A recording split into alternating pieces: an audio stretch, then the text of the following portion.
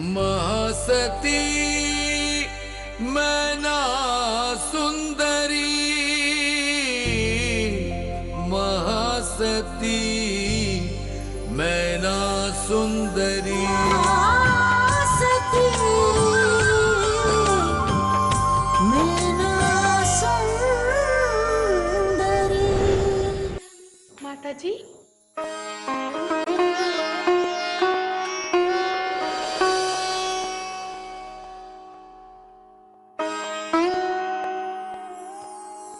आप उतरिए।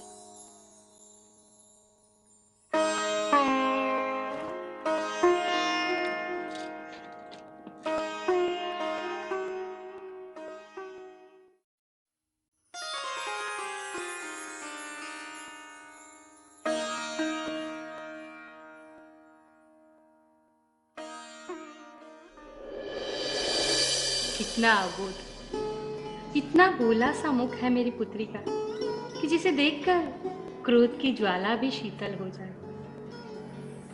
फिर क्यों तेरे पिता के हृदय को ये शीतलहर प्रभावित नहीं करती? क्यों उनकी आत्मा उन्हें तुम्हारे प्रेम के गीत नहीं सुनने देती? क्यों द्वेष की भावना उनके मन मस्तिष्क से नहीं मिट रही?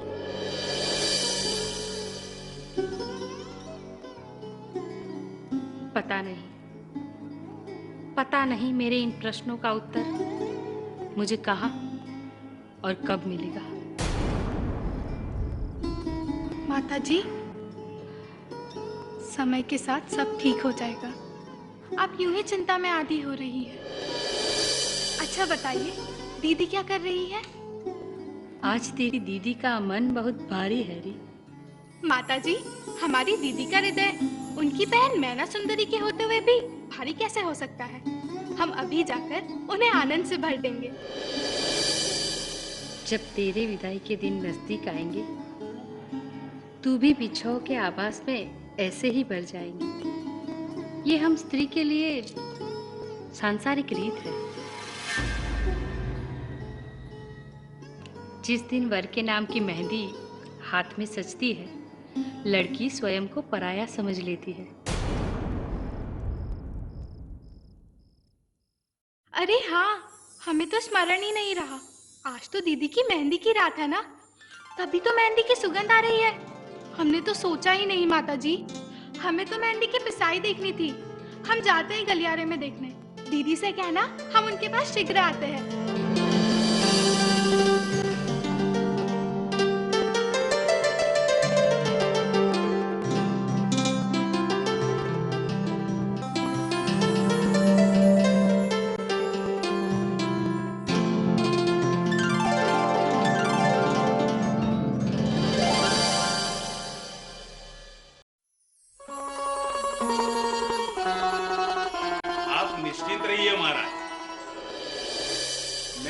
सारी व्यवस्थाओं को देख रहा हूं।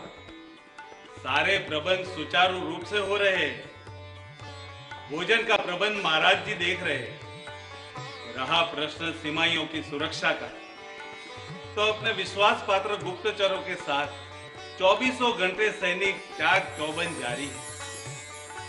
सेनापति रात्रि में स्वयं जाकर निरीक्षण करते हैं। महामंत्री, हमें आप और सेनापति की कार्यकुशलता पर पूर्ण विश्वास है। बस ईश्वर करे ये विवाह शांति और आनंद के साथ संपन्न हो जाए। ऐसा ही होगा महाराज, आप पूर्णतः निश्चिंत रहे। निश्चिंत तो है महामंत्री, किंतु न जाने क्यों ऐसा लगता है कि कोई चिंता है जो हमें विचलित कर रही है। तो कहिए महाराज, देश भर के बड़े से बड़े वैद्य को आपकी सेवा में उपस्थित कर देंगे। नहीं महामंत्री, ये कोई रोग नहीं, कोई रोग नहीं है ये। तो फिर किस कारण आपका मन चिंताग्रस्त है महाराज? हम स्वयं अपनी मनस्थिति को भांप नहीं पा रहे हैं। क्या करें क्या न करें, कुछ सुझाई नहीं दे रहा। उचित और अनुचित के भंवर में उलझ गए हैं। देखो, संभवतः ईश्वर ही कोई युक्ति सुझाए। निजता की बात है तो मैं नहीं पूछूंगा महाराज, किंतु आपको जब ऐसा प्रतीत हो कि आप मुझे अपने मन की बात बता सकते हैं तो अवश्य बताइएगा। मुझे विश्वास है कि बातों से हर उलझी हुई समस्या का हल निकल आता है।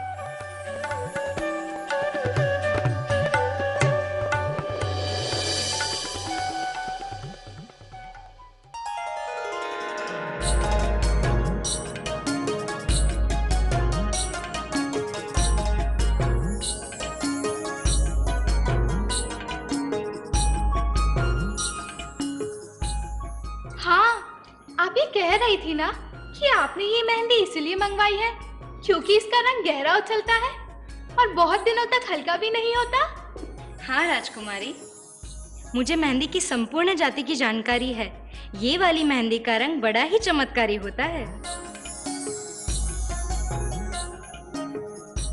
जिस वधू के हाथ में मेहंदी का रंग गहरा आता है वो तो बस क्या इस मेहंदी का रंग गहरा आता है तो लाज के मारे हंसी आती है?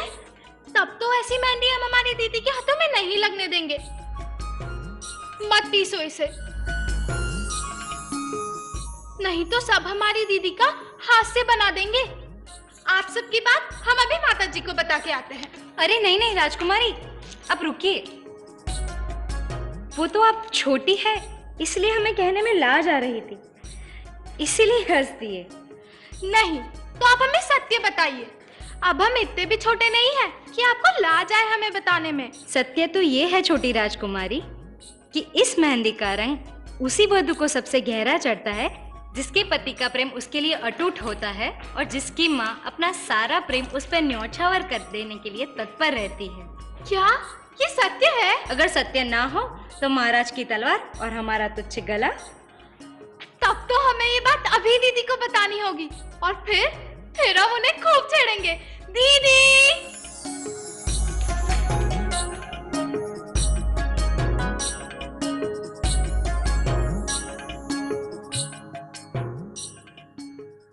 विवाह को लेकर प्रसन्नता से भरी हुई है मेरी मैना। वो अपनी बहन के विवाह के एक एक प्रसंग को जी भर के आत्मसात करने को आतुर है। हाँ माता जी, बहुत सारे सपने संजो लिए हैं उसने हमारे विवाह के लिए। मैं ये करूंगी वो करूंगी, जीजाजी को सताऊंगी, जलाऊंगी, आपका पूरा श्रृंगार अपने हाथों से करूंगी। और जाने क्या क्या कहती है माता जी वो। उसके इसी कोमल भोले हृदय को कहीं तुम्हारे पिताजी चूर चूर न कर दे। अंदर ही अंदर एक अनकहा सा भय कचोट रहा है। सुरापुत्री, तू ही कोई उपाय बता कि मेरी मेरी मेरी मैना के कोमल हृदय को घाव लगने से बचा दे। दीदी, ओहो, अरे दीदी दीदी दीदी दीदी दीदी दीदी दीदी दीदी, अद्भुत चमत्कार होने जा रहा है आज। आपके प्रेम का सत्य रहस्य उजागर हो जाएगा। क्या बक रही है तू? कुछ लाजवाज है या नहीं? ओहो माता जी, आप तनिक उधर मुख कीजिए, हम दोनों बहनों की आपस की बातें हैं। उधर मुख कीजिए ना माता जी। अच्छा अच्छा, करती हूँ। ले बस। हाँ दीदी, आज आपके हाथों की मेहंदी से पता चल जाएगा कि जीजा श्री और आपकी सासू माँ आपसे कितना प्रेम करते हैं। चुप निर्लज, देखिए ना माता जी क्या बक रही है। अच्छा, बक रहे हैं? बक नहीं रहे हैं, हम सत्य कह रहे हैं, देख लीजिएगा आप। अच्छा, हमें भी तो बता, हम अभी सत्य और असत्य का मतभेद ही समाप्त कर देंगे। इतने मूर्ख भी नहीं है हम कि हम बहनों की बातें आपको बता देंगे। थोड़ी बुद्धि है हमारे पास, है ना दीदी? और हाँ दीदी, आपके हाथों में मेहंदी हम ही काटेंगे। और हाँ दीदी, आपके हाथों में मेहंदी हम ही काटेंगे।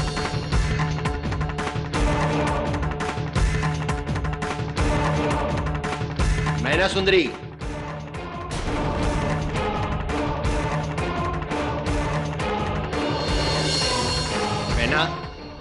विवाह की प्रक्रिया में तू नहीं रहेगी। महाराज, ये आपकी पुत्री है और सुरा की छोटी बहन है महाराज। ज्ञान है हमें। आप कुछ न बोलिए रानी सौभाग्य सुंदरी। हम इसकी माता हैं। ये भी ज्ञान है हमें। फिर भी कहते हैं ये कन्या सुरा सुंदरी के विवाह के किसी भी प्रसंग में भाग नहीं लेगी।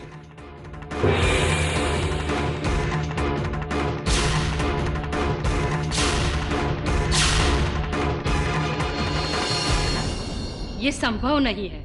ये संभव होगा क्योंकि ये हमारा राजा बाहुपाल का आदेश है।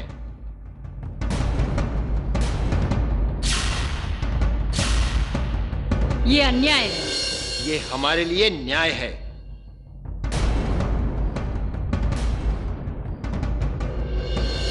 प्रत्येक दोषी को दंड देना हमारा धर्म है और वो अन्याय कदापि नहीं हो सकता। मैना को हमारा आदेश मानना ही होगा, नहीं तो वो कठोर दंड की भागी होगी और उसका साथ देने वाला भी। किंतु पिताजी,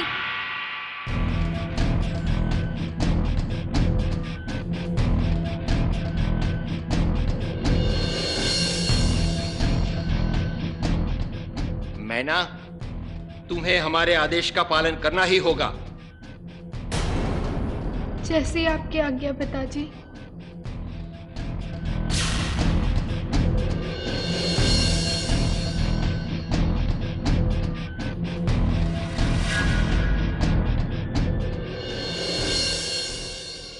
अश्रु न बहाए दीदी, ये तो हमारे पूर्व कर्मों का लेखा है। जो होना था सो हुआ, इसके लिए दुखी होना निरर्थक है।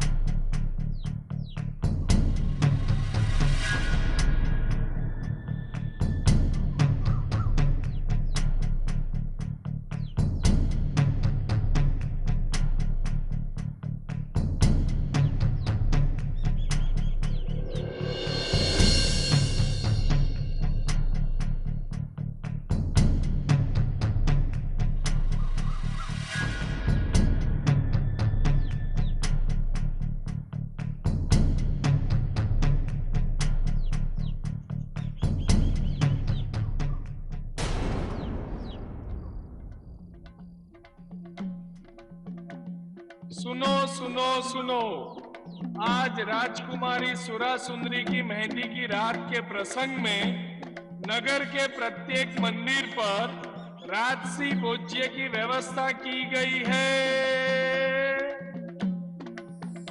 आप सभी प्रजाजन को सूचित किया जाता है कि निकट के मंदिर में भोज्य ग्रहण करें और राजकुमारी के सुखद भविष्य की प्रार्थना करें। सुनो सुनो सुनो।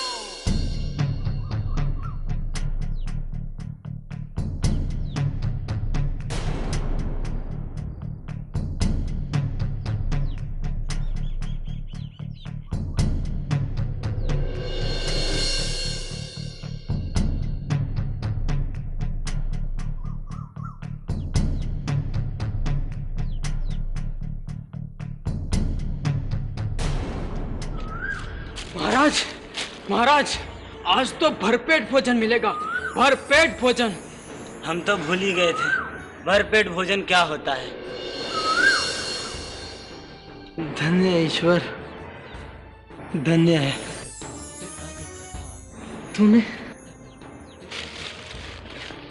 तूने मेरे मित्रों के मुख पर आनंद की रेखाएं तो दिखाई, नहीं तो ये नेत्र भूल ही गए थे कि आनंद और प्रसन्नता के दर्शन कैसे होते हैं।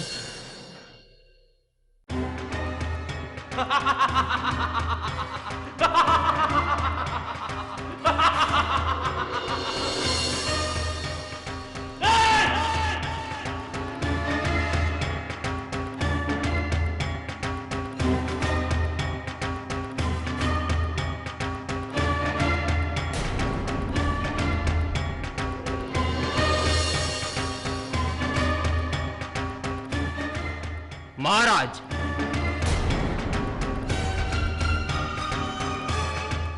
ये है राज्य की वो शत्रु जिसने राजमाता की रक्षा कर हमारे सैनिकों को घायल किया था।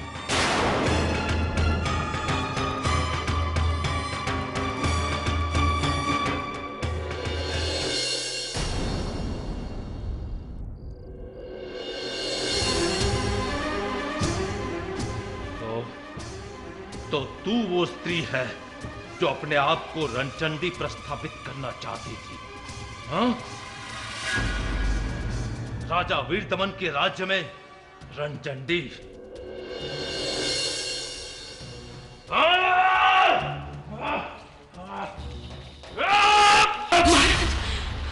महाराज, मुझे क्षमा कर दीजिए, मेरी बुद्धि भ्रष्ट हो गई थी महाराज। महाराज, मैं हमेशा आपकी दासी बन के रहूंगी महाराज, मुझे छोड़ दीजिए, मुझ पे दया कीजिए महाराज, मुझ पे दया कीजिए।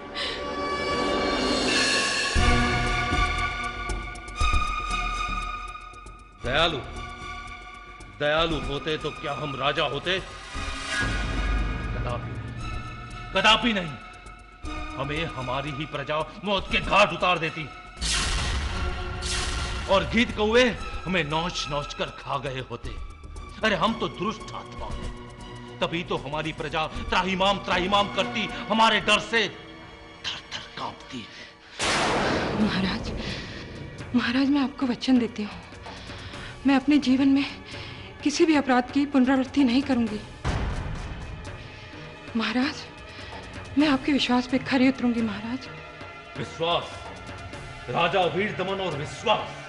हाँ? जिसे स्वयं पर विश्वास नहीं, वो तुझ जैसी राजद्रोह का दुस्साहस करने वाली वीरांगना पर विश्वास करेगा? असंभव, असंभव। तुझे तो हम ऐसी दयनीय अवस्था में पहुंचाएंगे कि समग्र राज्य की स्त्री जाति अपने जन्म के साथ थर्रा उठेगी।